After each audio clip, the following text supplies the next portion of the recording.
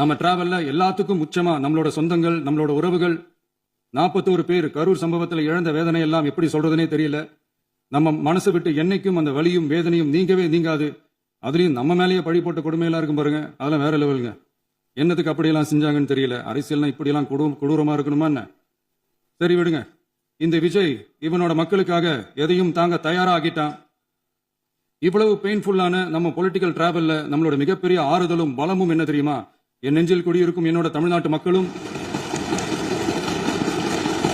என் உயிருக்கு உயிரான என்னோட தோழர்களும் தான். அவங்களோட பலத்தால தான்.